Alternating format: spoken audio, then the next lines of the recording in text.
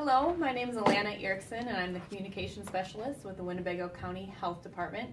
I'm here with Linda Kollmann and Bernie Sorenson, both the Director and the Deputy Director of the Winnebago County Emergency System.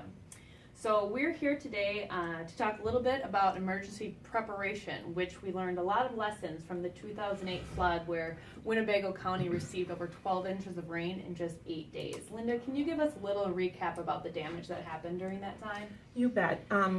During that flooding period, we had about 4,000 structures in Winnebago County that sustained a little bit to destroyed damage due to the floods. 75% of those structures were in Oshkosh, but we had about 29 million in damages that were reported in, and FEMA helped about 1,600 families and paid about $4 million out in personal property and reimbursed them for some of their damages. Obviously, 25 million had to come out of the homeowners' pockets or insurance. So obviously a major event that affected not only the government structure here in Winnebago, but individuals. So Yes. How could have we prepared better, and what are things that people should be doing on a routine basis to make sure that we're ready next time something like this comes along? I think we need to focus, number one, on before the event occurs, because if you're waiting for the event to happen and trying to fix it at the time or after the fact, it's going to be more expensive and it's going to be more damaging personally, financially, and the stress is going to be unbelievable. So you have to focus on the mitigation, the things you can do to lessen the risk, lessen the damages ahead of time. You can do that three ways: the outside actions, inside actions, and your insurance coverage. So if you're looking at outside actions, I think you need to look outside. Focus on your gutters, things like your gutters, your downspouts. Make sure the water is getting away from your house, that you're doing the regular maintenance of cleaning your gutters, making sure they don't get plugged up so the water's just pouring over your downspouts, over your gutters, and right down your foundation walls. You need to do that at least. I do it in the fall, and I think everybody should do that. You should look at things like gutter guards, just the simple things that snap in your gutters to keep the debris out of your gutters from plugging up. You say you do that in the fall, so this should be done yearly? I think at least yearly. Other things outside, like your landscaping, your grading, making sure you don't have dirt up against your house and plants up against your house that hold moisture.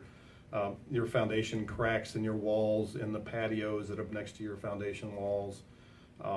Those are things on the outside. Inside, you're looking at flooding, you need to look at your sump pump. The pumps in the pits in your basin, if you have a basement, and making sure that those aren't too old. You know, if they're 7 to 10 years old, you need to look at go ahead and replacing them ahead of time. You need to look at a battery backup, maybe even a dual pump, to have two pumps, one that takes over when the other one can't keep up or the other one fails. You need to look at sewer backup if you're on sanitary sewer or city sewer, because if you're in a low spot in your neighborhood, the power fails, the lift stations that carry the stuff away from your house, if it fails and it flows back into your house, if you don't have what they call a backwater valve or a check valve that would stop that flow from pouring back into your downstairs toilets and sinks, you could get a major mess. Like raising your appliances inside your house 6 to 12 inches, your hot water heater, your furnace.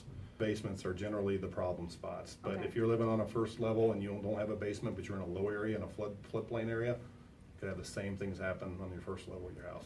A lot of people put valuables on basement floors. If you can just put those up on shelves, whether they're mementos or pictures or whatever, just make sure they're elevated. And the final thing is probably insurance. And insurance is the catch-all at the end. You want to make sure you have that. You want to do these other things first so you don't have to worry about insurance, but you need to go talk to your insurance specialist and determine whether or not you have adequate coverage for those things that we talked about. Either water coming into your home from your foundation walls, coming through your sump because of a failure, power outage, or it just can't keep up, or through black water, sanitary sewer, where it comes back into your toilets and sinks and floods your house with sewage. Mm-hmm. Those are three different things that you need to talk to your specialist about that, because you can't get it after the fact. You have to get it beforehand.